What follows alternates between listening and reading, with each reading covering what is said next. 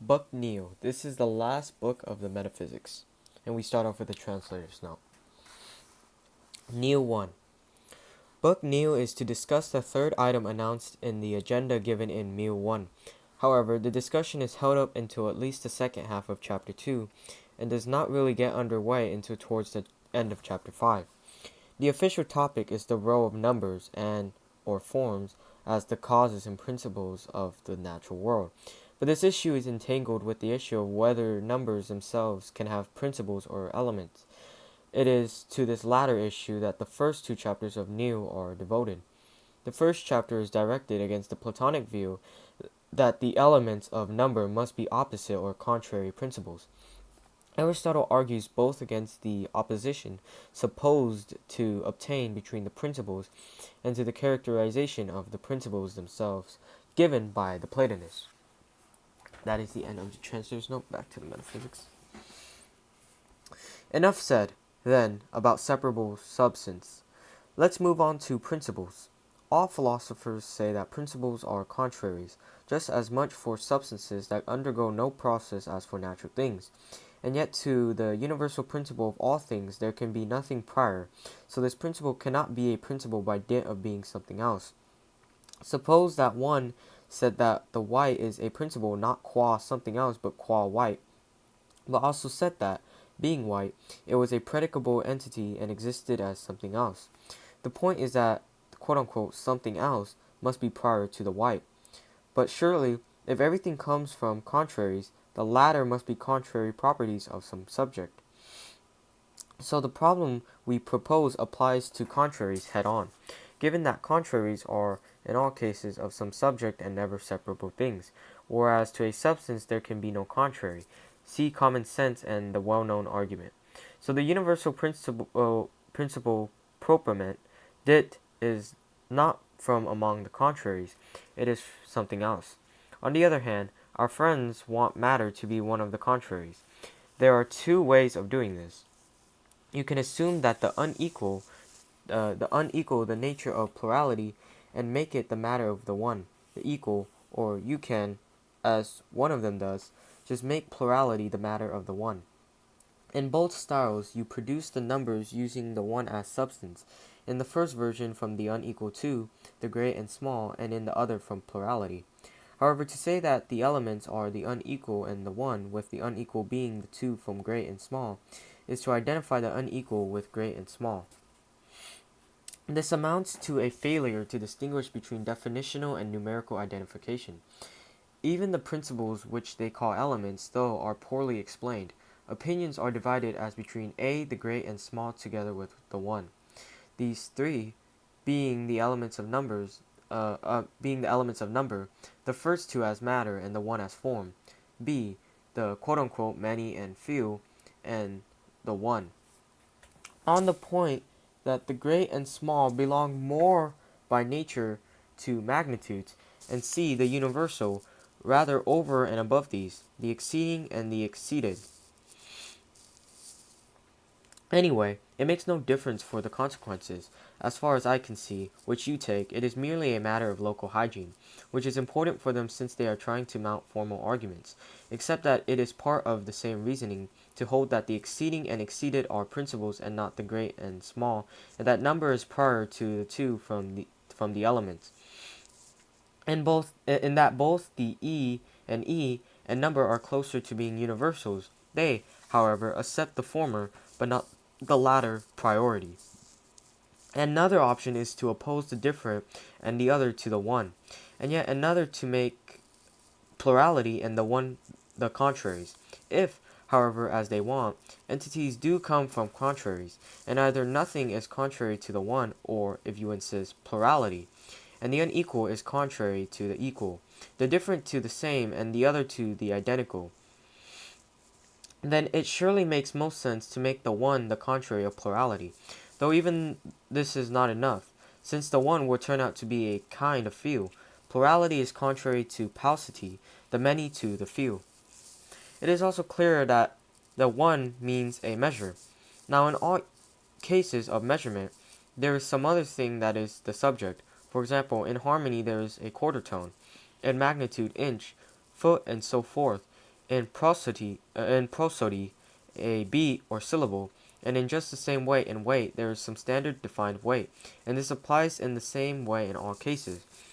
A kind of quality being the subject in the measurement of qualities, and a kind of quantity in that of quantities. And in both cases, the measure is indivisible, in kind for qualities and to perception for quantities. And all this is because the one does not exist as a per se substance, nor is it surprising that this is so. For the one means that it is the measure of a kind of plurality, while a number is measured plurality and a plurality of measures. This is why it is right to deny that one is a number. After all, the measure is not measures, and both of these, the one and the measure, are principles. In all cases, the measure must be the same as the things measured, so that if horse is the measure, then it is horses that are measured, and if man is the measure, then it is men that are measured, and if man, horse, and God are the measure, then it is, I suppose, animal that is measured, and animals will be the number of them. And if the measure is man, white, and walking, then there will not be a number for them, given that they all pertain to the same thing, which is numerically one. And yet there will be a number of the kinds here, or whatever you want to call the sorts. What is out of the question is positing the unequal as some single thing and also bringing in the indefinite dyad. For these are affections and accidents rather than subjects. For numbers and magnitudes, the many and few for a number, the large and small for magnitude, just as the odd and even are, the smooth and rough and the straight and curved. This, then, is one blunder. And another is that the great and small and all other such must be relational entities. But relational entities are the last things of all to be natures and substances, and are posterior even to qualities and quantities. So the relational entity is, as has been said, an affection of quantity and not matter, on the assumption that there is some other subject both to relational items quite generally and to their parts and kinds, for there is no great and small, nor many and few, nor quite generally any relational item, but that something else, being the subject, is many or few, or great or small, or whatever relational item. The claim that a relational item is the last of things to be a substance and a kind of entity is borne out by the fact that for them alone there is no generation and destruction, nor are they subject to any process, as there is increase and diminution with regard to quantity, alteration with regard to quality, locomotion with regard to place, and generation and destruction, tot simplis with regard to substance. Relational items are unique in this respect, for something can be now greater, now lesser without undergoing a change. If some other object undergoes a change in respect of its quantity, and, of course, it is necessary that the matter of each thing be potentially of the same kind as that thing, and thus potentially be of its substance. But a relational item cannot be a substance either potentially or in actuality. So it is absurd, nay, rather it is impossible, to make a non-substance an element and prior to a substance. On the contrary, all other categories are posterior to substance. Yet again, no element is predicated of that of which it is an element, whereas the many and few are predicated of number both severally and jointly, and the long and the short of line, and it is a plane which is broad and narrow. But finally, suppose that there is a kind of plurality, say 2, of which paucity is always a feature. 2 is a good choice, because if it were many, then the one would have to be few. It would follow that there would also be a many simplicator. Perhaps it would be 10, or, if that seems a bit niggardly, 10,000. How, in sum, can number be from the few and many? Either both would have to be predicable of it, or neither. But in fact, only one of the two is so predicated. Is so predicated. New 2. We have another translator's note. The first half of this chapter continues the attack on the Platonic doctrine of opposite principles of numbers, but adopts a broader perspective. The objection here raised is to allowing principles or elements for any eternal entity, such as the Platonists are, of course, supposing number to be. The argument is that anything that has elements must have matter, and that nothing that has matter can be eternal. The second half of the chapter begins the third section of the original agenda by launching a series of diverse attacks on the claim that numbers exist and that they play a causal role. That is the end of the translator's note. And back to the metaphysics. Let's now take a quite general look at the following question. Is it possible for eternal things to be composed of elements? Well, if they are, they will have matter. Reason. Everything that has elements is a compound of matter and form. But now, it is necessary that anything, be it an external existent be it an eternal existent, or the sort of thing that would have had generation, comes to be from that of which it is composed. And everything comes to be from that which is potentially that which comes to be, for it would never have come to be from, nor could it ever be, that which could not potentially be it. And that which is potentially can either be actualized or not. Ergo, it makes no difference how much number does in fact exist forever, or anything else that has matter.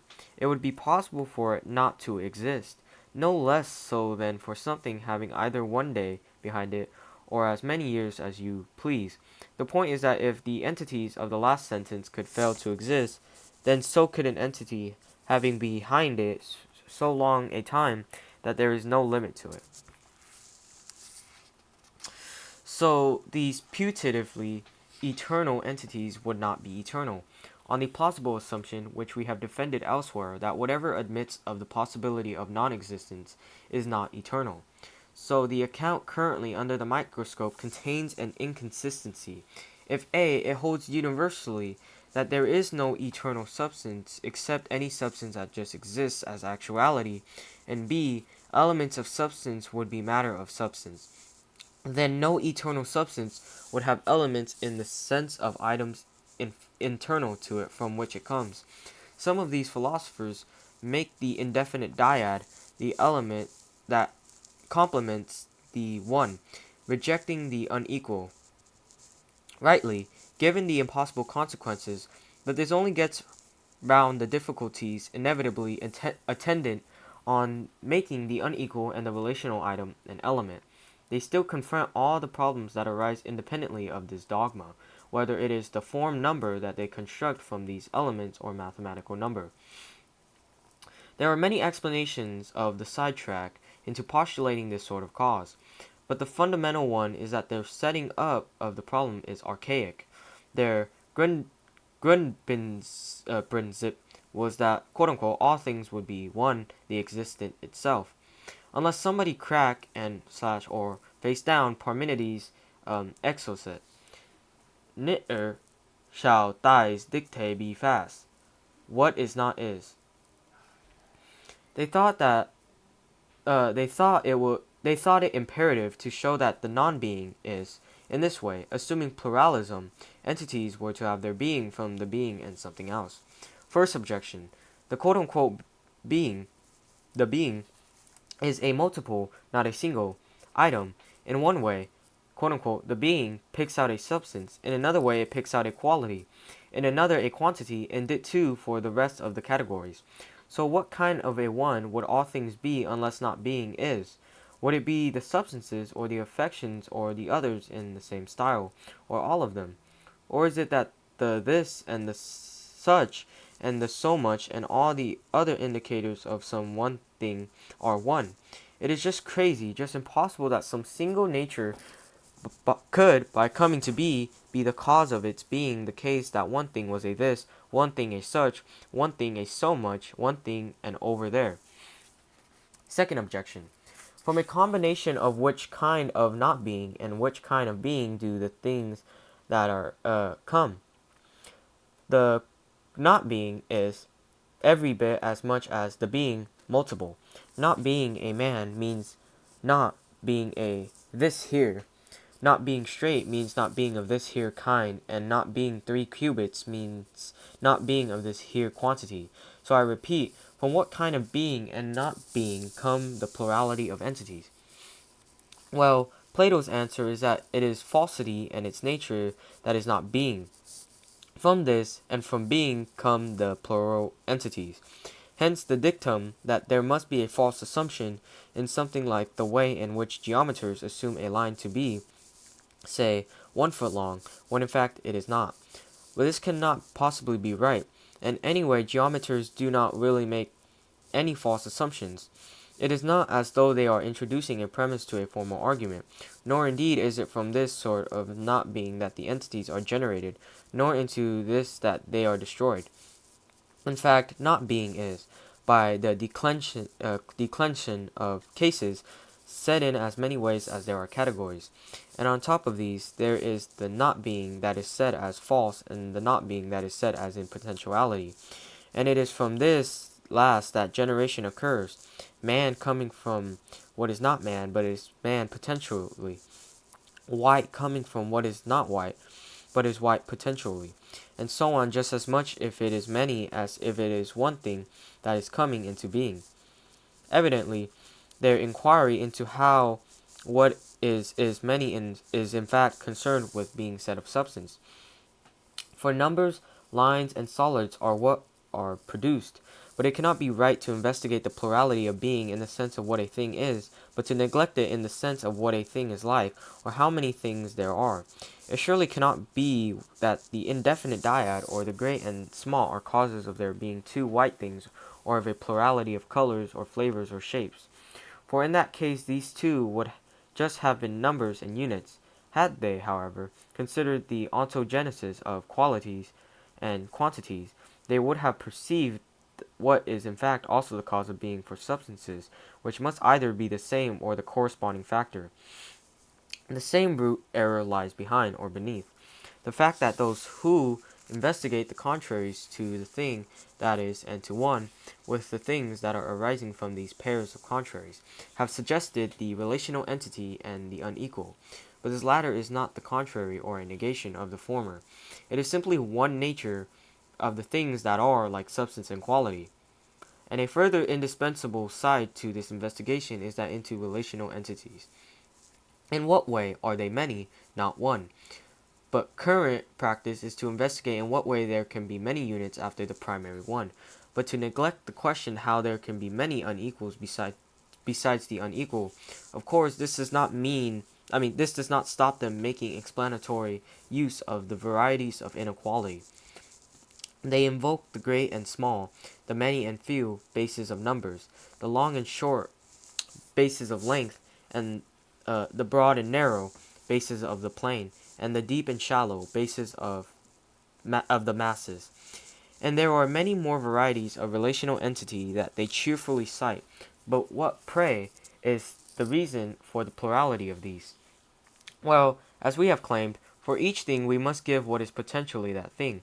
Now, the original advocate of the theory that we are presently discussing did attempt to do this, at least for the case of for substance.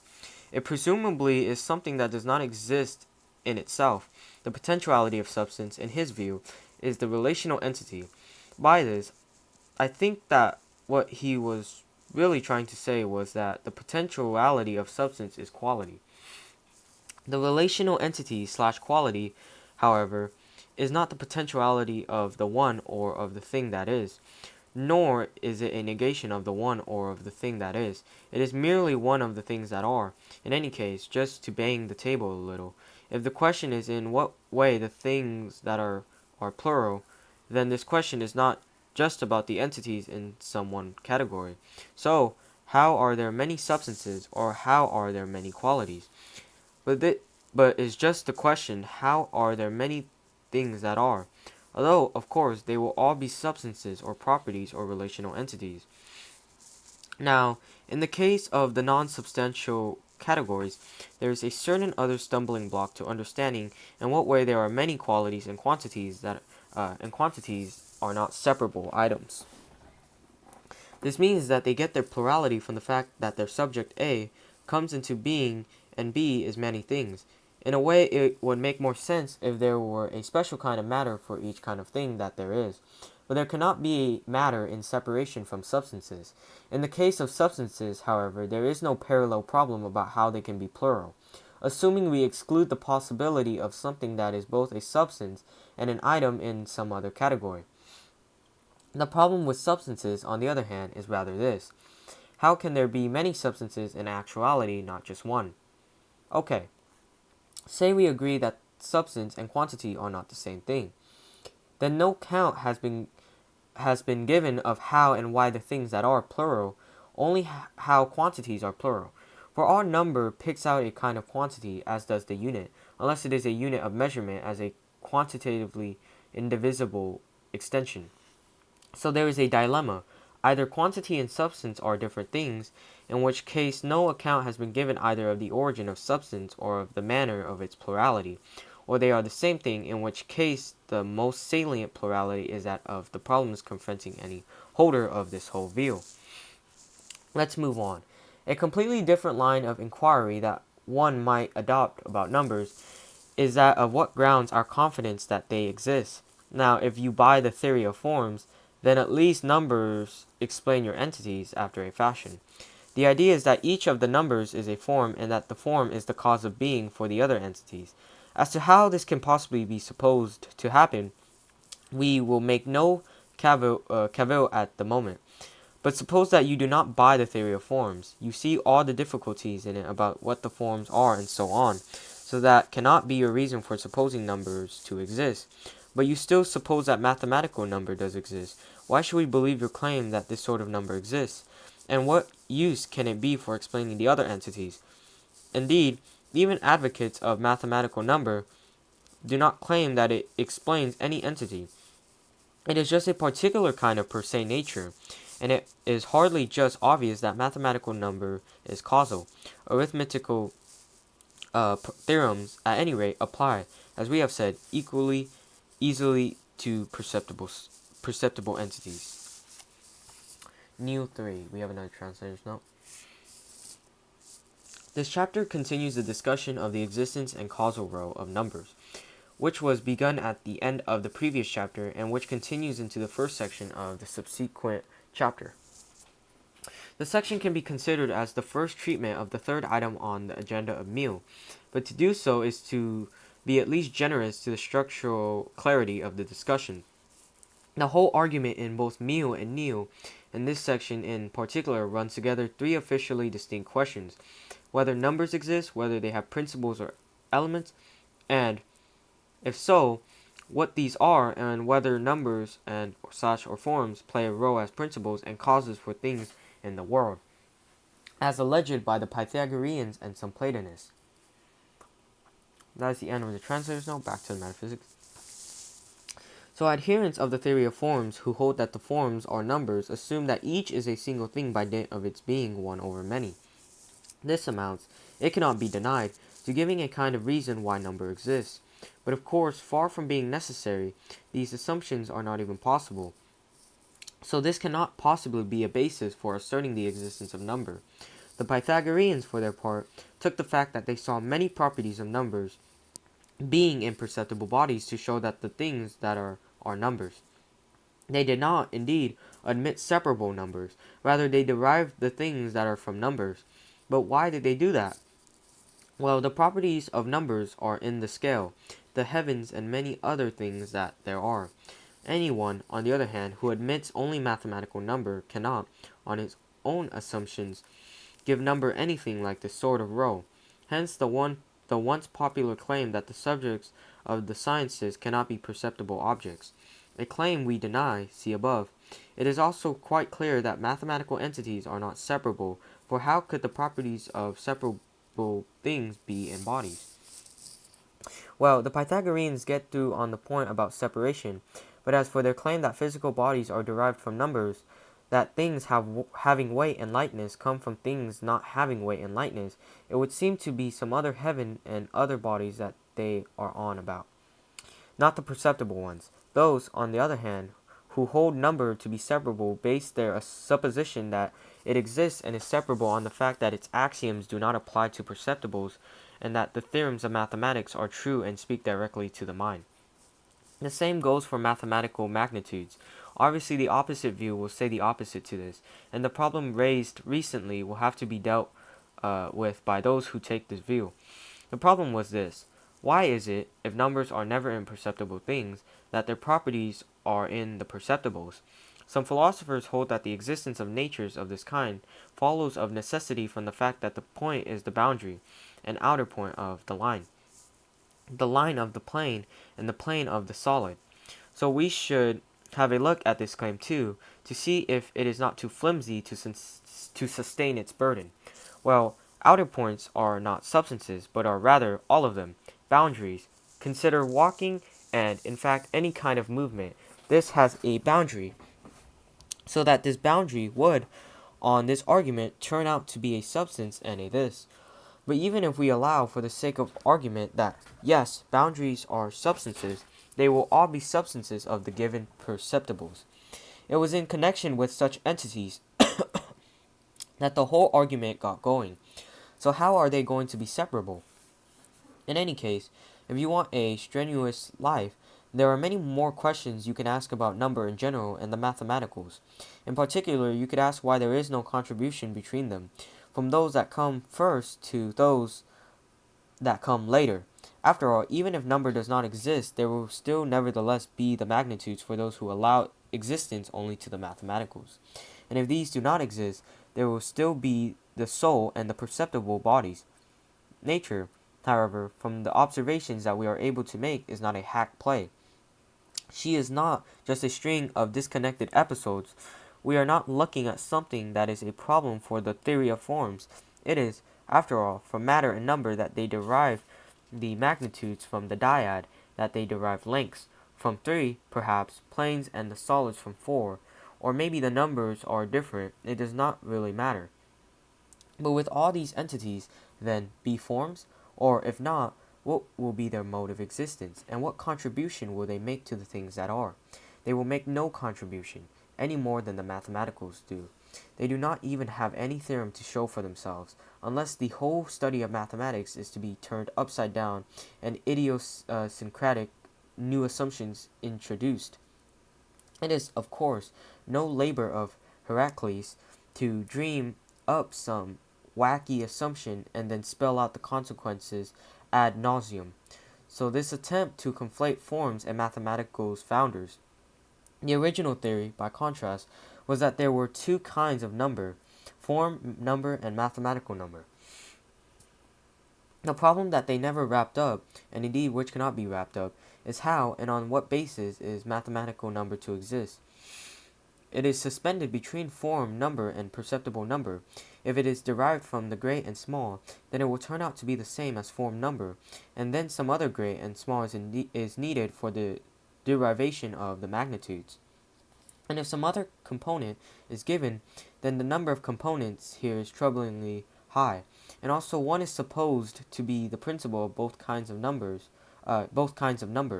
So the one will have to be something that they have in common. But how, we then ask, can the one be so many things, given that number cannot be derived, on this theory, but from one and the indefinite dyad? What a mess! Internal inconsistency spiced with contempt for common sense. Simonides' long story springs to mind.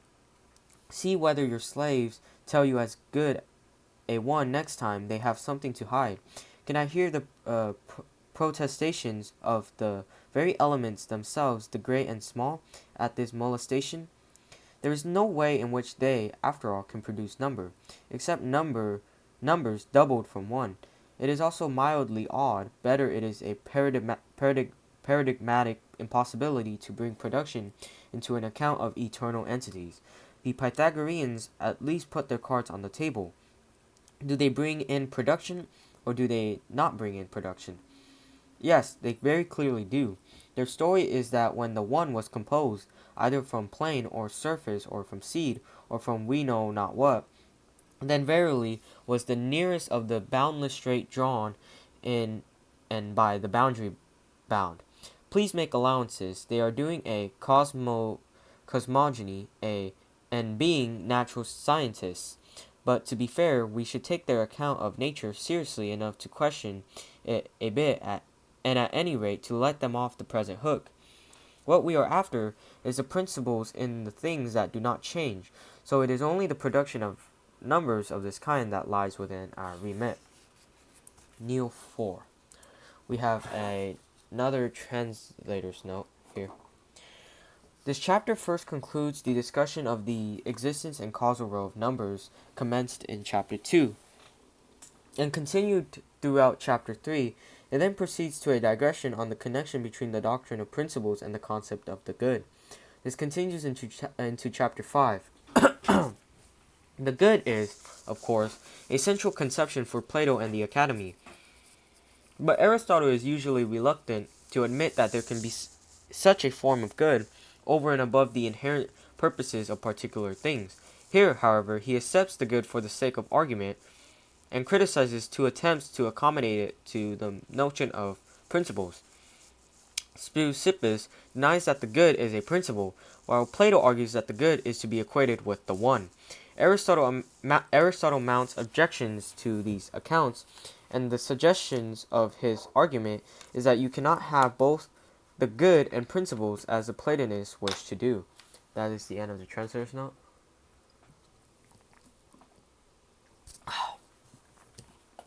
Back to the metaphysics. Now, production of the odd they do not allow. On the assumption we must assume that there is production of the even. The even itself is produced in some cases as the primary derivative from unequals, by the equalization of the great and the small. So there must have been some previous time, before equalization, in which inequality was in them. If they were always equalized, then there would not have been such a previous period of inequality. Nothing is previous to always. From this, it follows that it is not just for theoretical economy that they bring in number production. A scandal for philosophy. The connection between the elements and principles and the good and fine is deeply problematic and has been blithely overlooked. The problem is this: is some one of the elements the sort of thing that we would be disposed to label the good in itself and the best thing, or is this not the case, since the latter are derived latter? Now, the theological tradition would appear to be in harmony with that strand of contemporary philosophy which denies such an identification.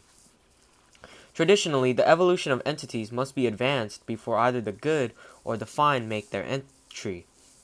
And there is very real difficulty that they thus escape, but which conflicts head-on with the view, not without adherence, that the one is a principle. This difficulty, let us be clear, does not arise from the ascription as an in-being component of the good to the principle, but from the insistence that the one is a principle and a principle. At that, as an element, and that number is derived from the one. This whole view permeates the poetry of antiquity.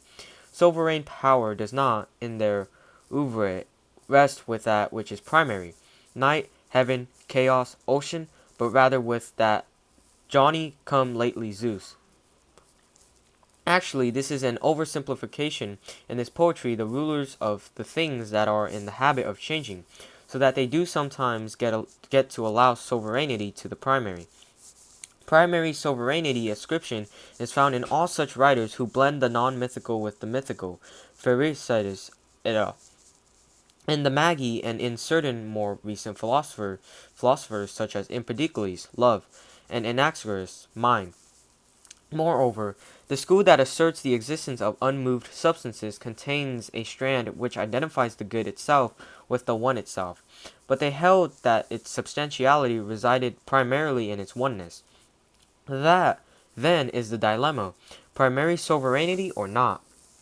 Now, what would be a surprising result would be if in that which is primary and eternal and the most completely self-sufficient, this very primacy, its self-sufficiency and self-preservation, were not to be in it as a good. Surely, its indestructibility and its self-sufficiency can belong to it for no other reason than that it is good.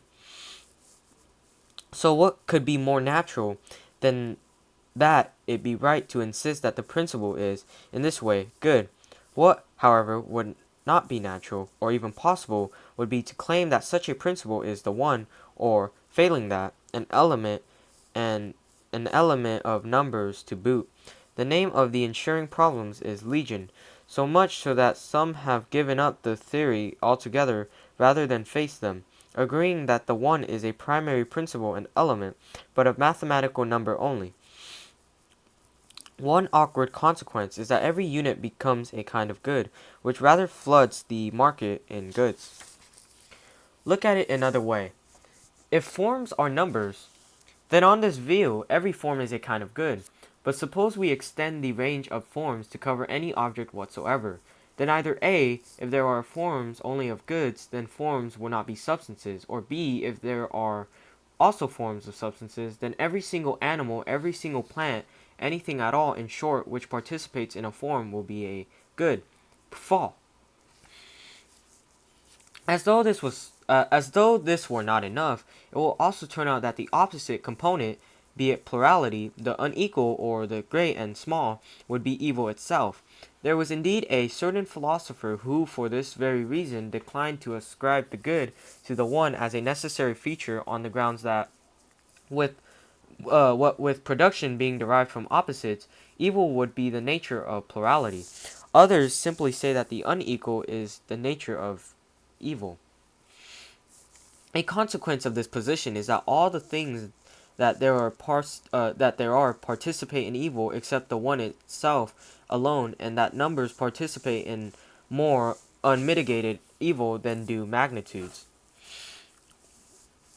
And there is more, evil turns out to be the domain of good, so that it participates in and yearns for its destructive agent, opposites destructive of opposites, last and worse. If matter is the potential particular see above, so the matter of actual fire is potential fire, then evil itself will be the potentiality of good. Diagnosis. A. Every principle is taken to be an element. B. Opposites are taken to be principles. C. One is taken to be a principle. And D. Numbers are taken to be primary substances, separabilia, and forms. Neo 5. We have another translator's note. The chapter first concludes the discussion of the good and then reverts to the attack launched in Meal 1-2 on the Platonic conception of the principles of number. Finally, towards the end of this chapter, the subject of numbers as principles and causes is at last directly addressed. The discussion is continued into chapter 6 and forms the concluding section of Meal and Neo. That's the end of the translator's note. Back to metaphysics. So we can rule out either simply not including the good among the principles or including it in the way that we have just been examining. Though they must be wrong both about principles and about primary substances, and it would also be quite wrong-headed to see a parallel between cosmological principles and those in zoology and botany. The thinking would be that in all cases, what is more designed comes from what is more indefinite and less designed. In fact, he applies this assumption to the primary entities themselves, with the result that the one itself is not even a thing that is. For even the special sciences have designed rich principles from which their entities are derived. It is man that produces man. We do not have primacy of the sperm. Now another objection is that place is produced at the same time as mathematical solids. In fact, place is peculiar to particulars, whence their spatial separation, whereas, quote-unquote, where is it? Is not a question to ask about mathematical entities. They also end up saying that mathematical entities are somewhere, but not what place is. Now anyone that says that the things that are derived from elements and that numbers are the primaries of the things that is obliged to distinguish the ways in which one thing is derived from another, and to say in which of these ways it is that number is derived from its principles, by mixture perhaps, but not everything can be mixed, and the thing produced must be different from the producer, and crucially, the one will not turn out to be separable and a different nature, as they want it to. By assembly, then, like a syllable, but then position will have to be in the elements, and it is by separate apprehensions that the mind apprehends the one and plurality, so that number will turn out to be the unit plus plurality, or the one plus the unequal. Another problem, if you are derived from certain things, then in one way those things are still in you, and in another way they are not. How does it stand with number? The former option is only available for things that are produced. So could number be derived like this? like coming from sperm. But, of course, nothing can emerge from the indivisible. Well, is the derivation that from the non-persistent contrary? But anything so derived is also derived from something else which is persistent. Now, one philosopher posits the one as the contrary of plurality. Another takes it as the contrary of the unequal, treating the one as being equal. So on this view, number is indeed derived from contraries, but this means that the existence or production of number is from one thing that persists and one that does not. We are also owed an explanation of how it is that, whereas all other things that are derived from contraries or that have contraries get destroyed, even if it is derived from the whole of its contrary. This is not the case with number. Deafening silence, however, whether being in or not being in, contrary always destroys contrary, as strife destroys mixture. Come to think of it, this is not a very good example. Strife and mixture are not contraries. We now broach a topic basking in an explanatory vacuum, in which of the two possible ways are numbers causes of substances and of being. First possible way of being a cause, be a boundary. For example, points are boundaries of magnitudes. An interesting illustration of this approach is the contribution of Eutychus. This philosopher had a way of assigning numbers to things, so he could say things like, here we have the number of man, or here we have the number of horse. He achieved this by taking some humble pebbles and using them to create likenesses of the shapes of living things. This is a bit like taking the numbers. And arranging them in the figures triangle and square. Second way of being a cause, harmony is a ratio of numbers. So in fact, is man and everything else. But how can properties, white, sweet, hot, and the rest be numbers? Excuse me. In any case, it is surely clear that it is not numbers that are a thing's substance and responsible for its shape. It is the ratio that is the substance, and the number belongs to the matter. Do you mean that number is the matter of flesh and bone? It is in that the substance of these is 3 parts fire and 2 parts earth.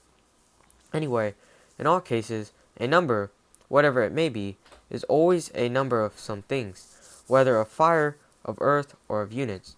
But the substance of a thing just is there being a certain amount to a certain amount in its mixture. And this is not just a number, it is a ratio of the mixture of numbers, be they numbers of body or of anything else. So number is not causal by productivity, neither number in general nor unitary number, nor is it either a material cause or a rational eidetic cause of things. I assume that I do not have to show that it is not a final cause. Neo 6. We have an untranslated note. This chapter concludes the discussion of number as cause, given that we have waited so long for it. It is somewhat disappointing in profundity and scope. It is no doubt true that Aristotle found the claim that number is the cause of the world too absurd to be a normal philosophical target. Perhaps the most interesting conclusion that emerges from this section is that the root of the error of supposing that number can be a cause is a naive conception of the nature of causation. This is a central topic in the physics, to which reference is made in various parts of the metaphysics. It sits very well with the central doctrine of the metaphysics that the foundation of the world is natural substance, and not some separate and ideal entity, whether mathematical or other. That's the end of the translator's note. Back to the metaphysics. One might, though, ask what the helpful contribution made by numbers is to the fact that a mixture is given in a number, either easily calculated or odd. Take honey water. Mix it in 3 times the proportions and it does not become any healthier.